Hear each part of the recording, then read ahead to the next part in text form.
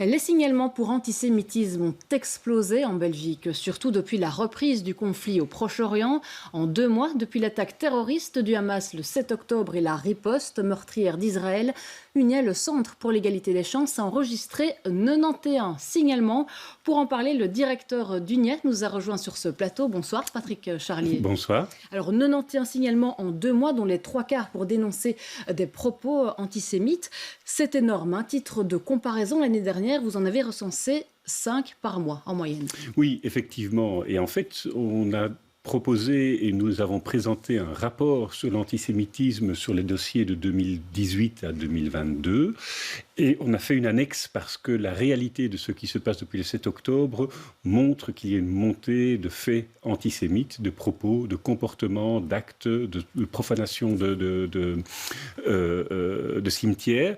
Et donc on a décidé de faire cette annexe parce qu'on ne peut pas parler d'un rapport d'antisémitisme sans parler de l'actualité. Alors il s'agit surtout de messages de haine qu'on lit sur Internet ou encore qu'on entend dans l'espace public. Oui, effectivement. La singularité de l'antisémitisme, c'est qu'il n'y a pas beaucoup de discrimination.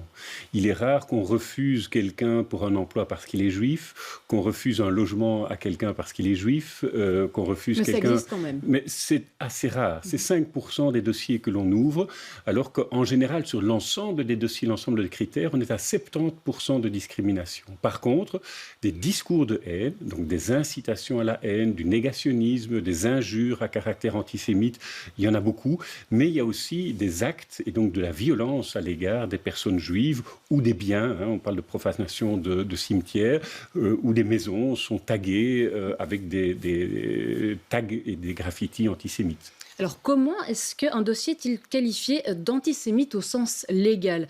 Il peut l'être d'un point de vue sociologique, historique ou psychologique, mais ce n'est pas pour autant qu'il constitue une infraction à la loi. Comment ça Non. se fait? Alors, la loi vise différents types de comportements qui peuvent être sanctionnés pour antisémitisme. Il y a d'une part ce qu'on appelle l'incitation à la haine, la violence ou la discrimination. Donc, je vais tenir des propos pour pousser quelqu'un à commettre un acte à caractère antisémite. Par exemple, une affiche mort aux juifs, que on peut voir parfois dans certaines manifestations, pas récemment, mais dans des manifestations antérieures, c'est une forme d'incitation à la violence à l'égard des juifs. Ce qui est également sanctionné, c'est des actes de haine, c'est-à-dire des coups et blessures, des graffitis, avec un mobile qui est le mépris ou l'hostilité à l'égard des juifs. Et c'est le cas notamment lorsqu'il y a une profanation de cimetières, lorsqu'il y a des tags qui sont commis ou des personnes qui sont agressées. Nous avons quelques dossiers depuis le 7 octobre où des personnes juives ont été agressées, violentées, frappées parce qu'elles étaient juives. Et enfin, il y a un troisième type de comportement, c'est le négationnisme. On a une loi de 1995 qui punit la négation, l'approbation ou la justification du génocide commis par le régime nazi. Et c'est aussi une forme d'antisémitisme. Ça, ce sont les 3 comportements qui sont légalement sanctionnés. Alors rapidement ici, dans votre rapport, vous avez fait 10 recommandations. Quels sont les points principaux? Alors les points principaux, c'est d'avoir une meilleure vision de ce qu'est l'antisémitisme. D'une part, les services de police et les services de la justice, le parquet, ne sait pas rapporter malheureusement sur les faits d'antisémitisme de manière complète qui leur sont à rapporter. Elles peuvent rapporter lorsqu'il s'agit de négationnisme parce qu'il y a une loi spécifique, mais sinon ça tombe sous le chapeau du racisme sans pouvoir détecter l'antisémitisme précisément. Tout comme ils ne peuvent pas rapporter sur l'afrophobie, par exemple, si c'est sur la couleur de la peau. Et donc là, il y a une amélioration parce que ce phénomène tombe en dehors des radars. Et puis, il faut mieux connaître l'antisémitisme au niveau de l'école.